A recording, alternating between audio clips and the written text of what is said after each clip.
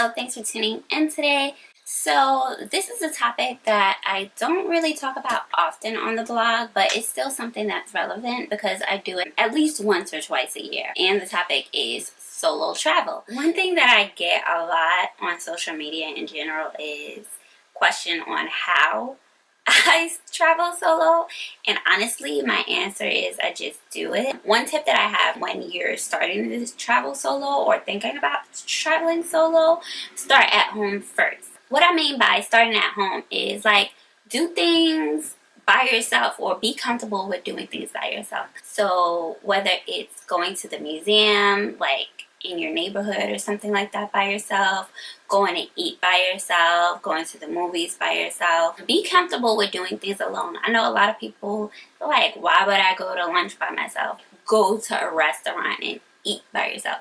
Like sometimes you might have somebody like in a fast food restaurant, like, oh, is anybody sitting here? And you might strike up a conversation. Another thing that I did to make me more comfortable with traveling by myself is I used to visit friends and family members that lived out of state. For example, whenever I go to Toronto, I always stay with family. And when I went to Atlanta or New Orleans, I stayed in a hotel by myself, but I was still able to meet up with my cousins or meet up with family members or friends, even though I had my own itineraries. So that it's not like I'm here, I have to cater to you here, but like I still get the luxury of being alone because I do like my alone time, but I'm not even really putting the pressure for you to make a whole itinerary for me. When I went to Canada for the first time, my cousins, they had a plan of where to take me and what to do and things like that. But the next couple of times when I went, I'm like, okay, I went for Carnival. So I already knew I was going to Feds. So I didn't really have time to sightsee or want to sightsee because I did all of that on my first trip. Another tip that I have is to do your research. Before going to Curacao, which was my first solo trip where I did not know anyone at all, I solely depended on myself. It was just me and God, I'm telling you. So I did a lot of research for Curacao as far as what was available for me to do. Let's say traveling while female. Do you think that if you travel to this specific destination, will they harass you a lot and things like that? So do your research. And I'm not just saying go on Instagram and look at where you can take the nicest picture.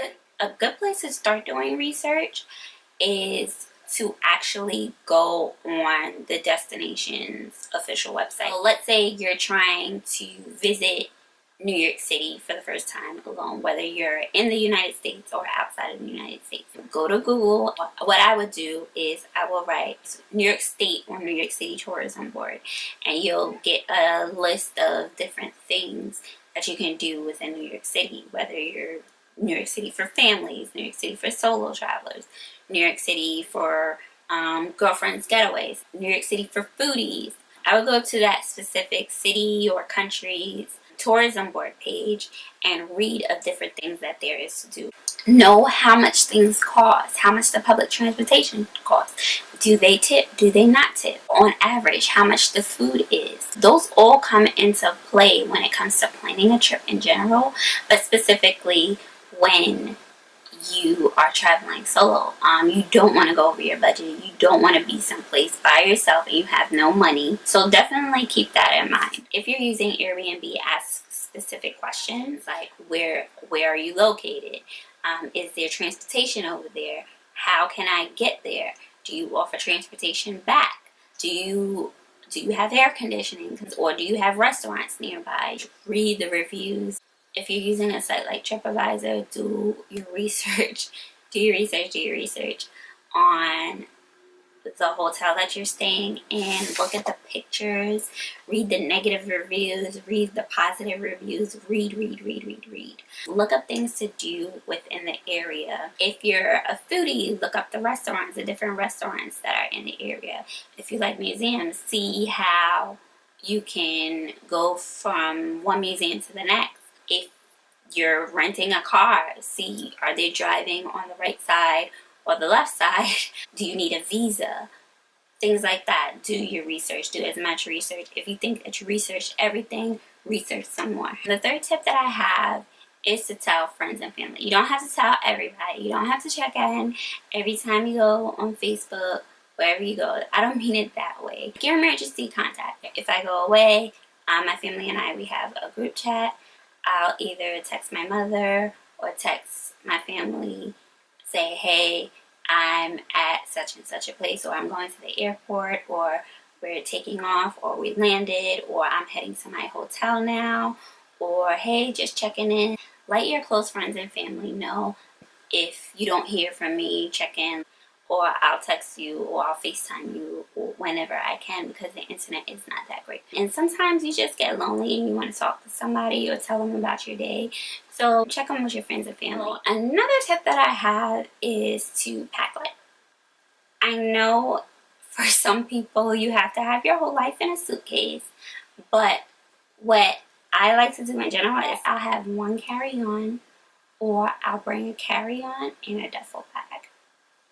And that's very rare that I bring a duffel bag as well.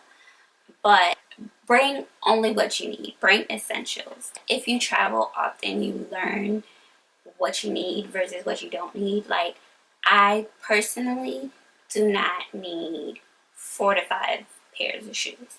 I need one flip-flop, maybe a sandal, and a pair of comfortable shoes for walking. Another tip that I have, if you're traveling solo, is in regards to safety. If I feel that something is not right, I just don't go. Make sure that you stay alert. If you go out to like a bar or a restaurant, know your limit. Be mindful of your limit when it comes to alcohol. It has happened to me when somebody buys you a drink or buys you a bottle of wine or champagne or something like that.